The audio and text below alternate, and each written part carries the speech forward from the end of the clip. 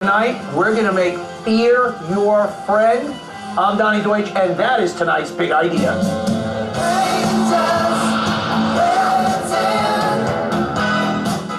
I never imagined that I would become the highest first-time author ever writing a self-help book. I'm Rhonda Britten. I'm the founder of the Fearless Living Institute and author of 4 bestsellers. Fearless Loving is all about compassion, all about innocence. The reason I came up with it is I had to learn this stuff for myself. The fact that I was doing what I'm doing to survive myself, to really get myself to be alive.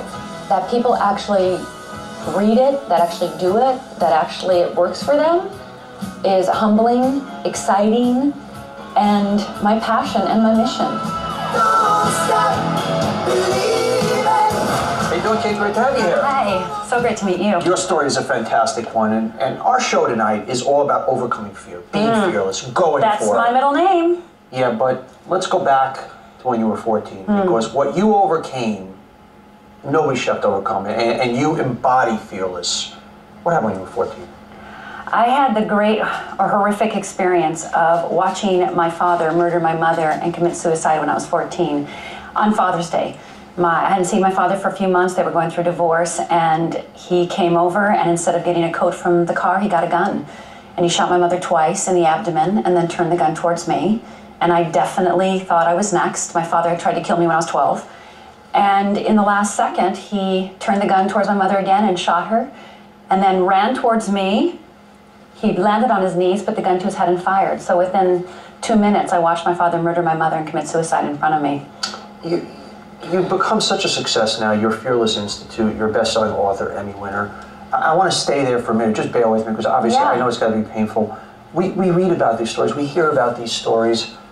What do you remember from that day? You described it. I remember every detail, Donnie. I remember getting up. I remember sitting in my mother's room before it happened and putting on her blue eyeshadow and a rose-colored lipstick and fluffing up her beehive. I remember every detail. I remember watching my father come in and him telling me he's getting his coat. I remember walking out with my mother. I remember her saying, stay on the porch, because you know what? I've got to go open the car door so you can run in because it's raining out.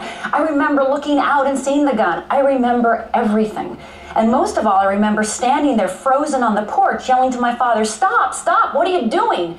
And him doing nothing to stop. I felt powerless, I felt hopeless, and when he came over and put the gun to his head, at that moment, when I'd been yelling stop, and I was frozen, I absolutely believed that my parents were dead because of me. Because that's what kids do. You know, they blame themselves, and I blame myself. For 20 years, I blamed myself, that it was because of me, because I didn't make a heroic jump. I didn't grab the gun. I didn't, jump in front of my mother. I didn't do anything. I just stood there frozen. But you were a little kid. What are you supposed to do? I mean, yes. There's nothing you could have done, but obviously... Yeah, I know that intellectually, and intellectually I know that. Intellectually, of course, I couldn't have done anything to stop my father. You know, he had a goal in mind, and he was going to kill my mother that day, and I'm very aware of that now. I mean, I've done a lot of research on my parents since then.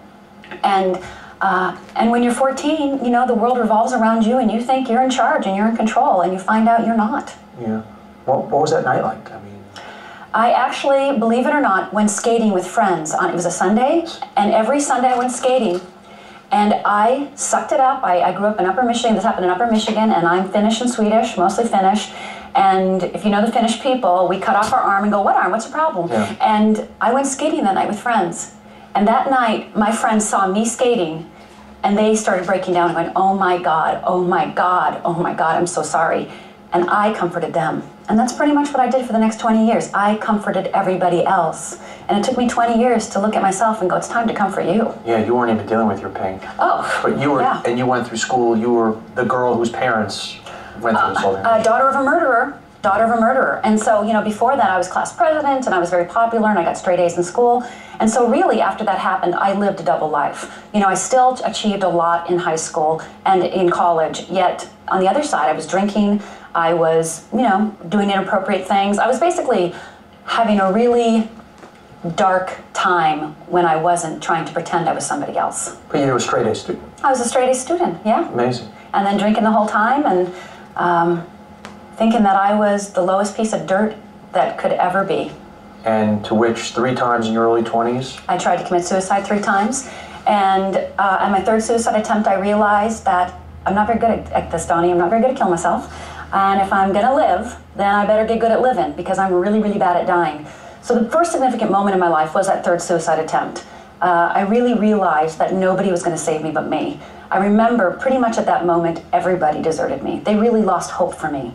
And your whole fear was the fear that you were able to live, the fear of putting that behind you, the fear of being happy. Your entire life was governed, fear of living. You tried to kill yourself. Well, what are you talking about? How can I be happy? How can I be lovable? You know, my father wanted to kill me. You know, he had the gun on me.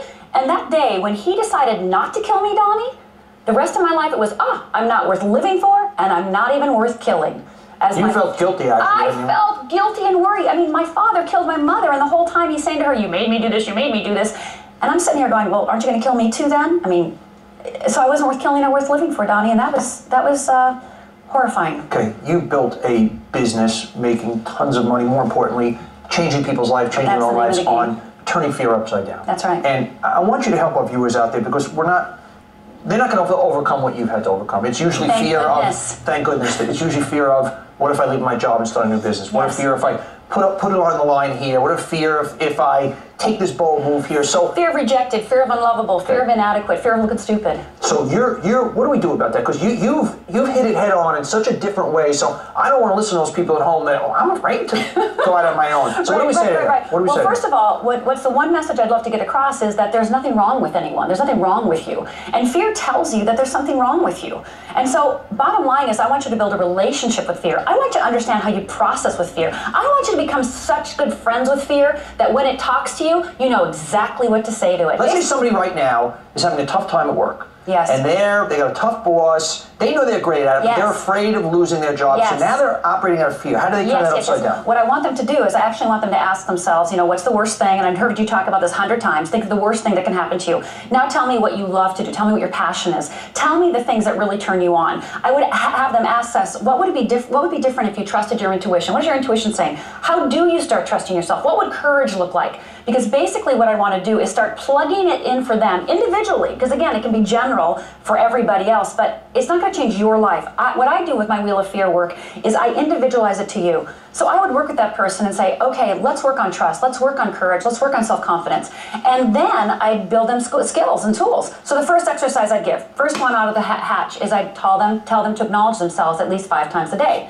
Now what the heck is acknowledgments? Basically, I want you to pat yourself on the back and I want you to tell yourself that you are exactly where you need to be to learn what you need to learn to live the life your soul intended. But what if I'm not, I guess I want to play on that for a second, because what if right now I'm in a job, and it's a good job, but I've always had a dream and passion of starting a parakeet shop, okay? I want to open a parakeet shop. Trust I can't, okay, I'm afraid, because what if I give up this job and it doesn't work? I'm afraid, so what's the exercise that person does? What I want to do is I want to stair-step you. I don't want you to quit your job and start your parakeet shop.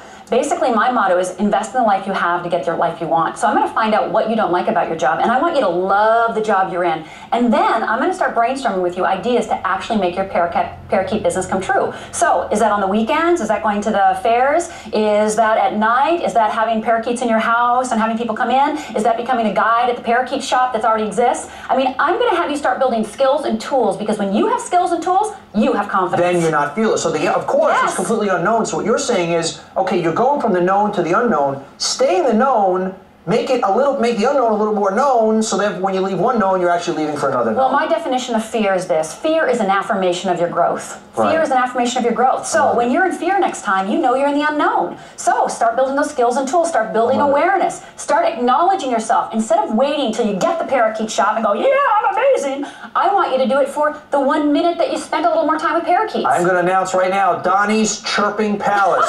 Rhonda Britten, founder of Fearless Living Institute. She hit fear head on. Basically, it couldn't get any worse for her. She was afraid of living until she said, wait a second, I'm strangling that fear. That's it. One big idea. Next.